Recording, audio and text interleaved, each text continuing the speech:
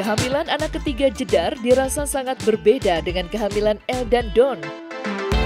Patut diketahui sebelumnya jika istri dari Vincent Verhaeghe itu kini memasuki usia kehamilan 5 bulan. Dan di kehamilannya kali ini, diketahui Vincent harus rela pisah ranjang dulu dengan sang istri akibat tingkat sensitivitas yang cukup tinggi. Namun, meski begitu, Jedar kini terlihat sangat antusias dengan kehamilannya kali ini.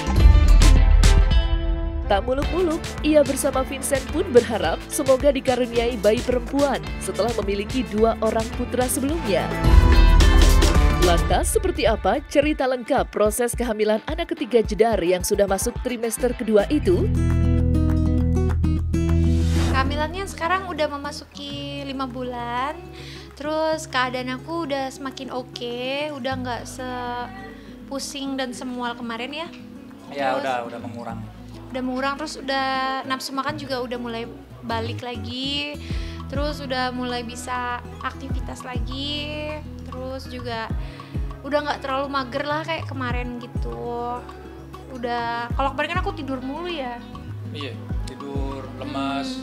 Soalnya kemarin itu kan setiap kali sesuap 2 suap langsung mual, muntah, terus bawahnya tuh pengen terbahan, pengen tiduran. Cuman ya puji syukur sekarang udah nggak terlalu lagi, dia udah maksudnya makan, udah bagus. Istirahatnya juga balik normal udah ya. Balik normal lagi. Paling masih ada tambahan ya tidur siang atau enggak. Tapi jarang ya, udah jarang. Udah jarang. 2 hari ini aku udah nggak tidur siang. Cuman tidurnya lebih cepet dan teratur lah sekarang. Di kehamilan kali ini lebih sensitif. Jadi bukan sensitif marah-marah doang, maksudnya bukan itu doang. Dari segi apa ya? Kayak contohnya tuh kalau mandi sabunnya terlalu keras, baunya. Mau nggak mandi juga baunya bau asem katanya. Yang paling lucu tuh kita tuh jadi kayak anak kos. Jadi itu satu kamar tapi bisa ranjang kayak gitu. Masih sampai sekarang? Masih sampai sekarang. Jadi ya istri di atas, saya di bawah ya kan. Mengalah. Sempet sih hari pertama udah ya kamu coba deh pisah kamar. Terus aku pindah tuh, aku tidur di kayak kamar tamu lah. Cuman dianya nggak mau. Aku nggak bisa tidur kalau kamunya nggak ada. Ya terus kalau nggak bisa tidur aku tidur sama kamu. Gimana dong? Nanti akunya disuruh memojok, udah di ujung masih aja salah. Gimana dong? Ya udah nanti aku akalin katanya. Ditaruh lah.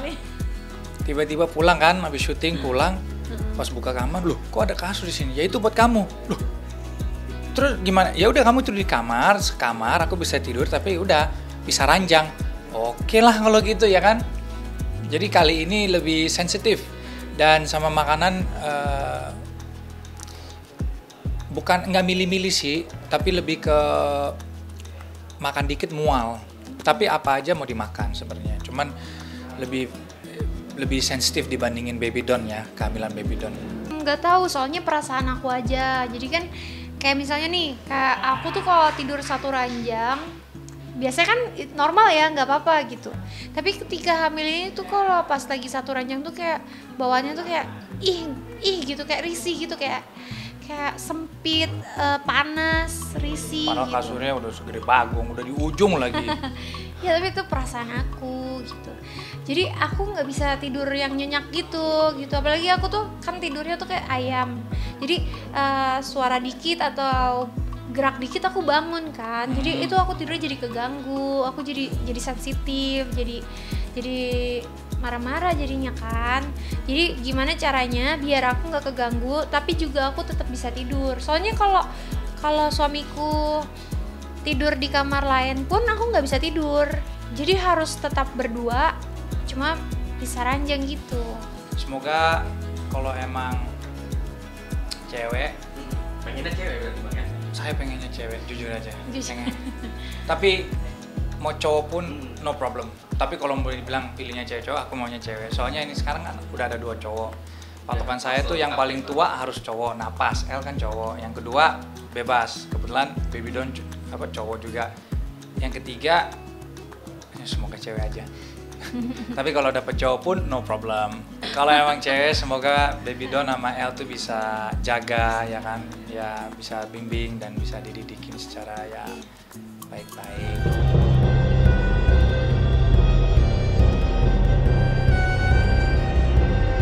Terlepas kebahagiaan yang tengah dirasakan Jedar, pihak CSB hingga kini masih terus melakukan upaya perlawanan hukum.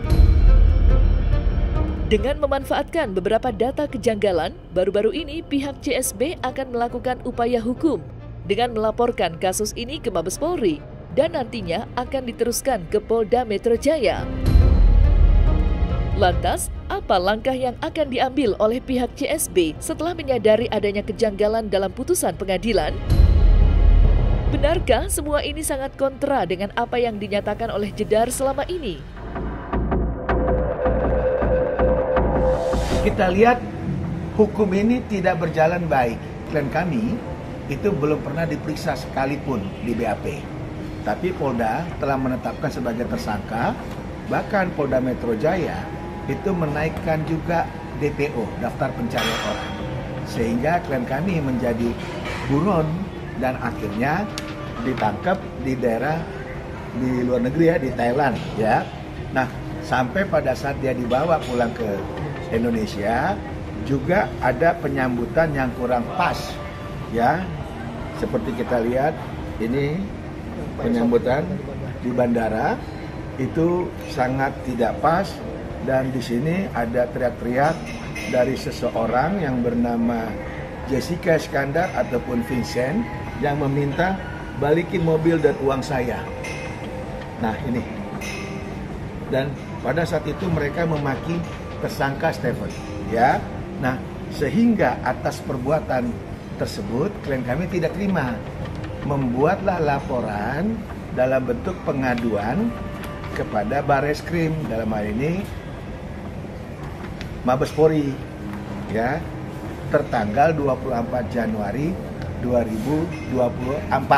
Nah, atas surat daripada klien kami CSB itu sudah mendapatkan respon dari pihak Mabes dan Mabes telah memberikan surat resmi ya kepada Kapolda Metro Jaya itu tanggal 15 Februari 2024, berarti 1 bulan berselang, dan di sini telah diingatkan ada rujukan tentang Perkap yang nomor 9 tahun 2018, juga dikatakan terkait bahwa tanggal 24 Januari 2024 Barreskrim telah menerima pengaduan masyarakat dari namanya Christopher Stefanus Budianto dan sudah didisposisi dari Barreskrim diturunkan ke Polda Metro.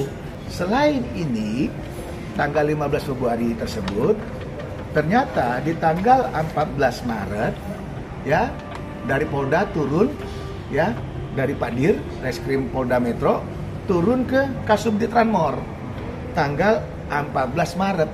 Jadi, Februari tanggal 15 diterima Polda, lantas didisposisi oleh Direskrimnya itu tanggal 14 Maret 2024 kepada Kasubdit Ranmor Ditreskrim Nah, pertanyaannya adalah kenapa dari tanggal ini sampai saat kemarin kami datang itu tidak ada follow up?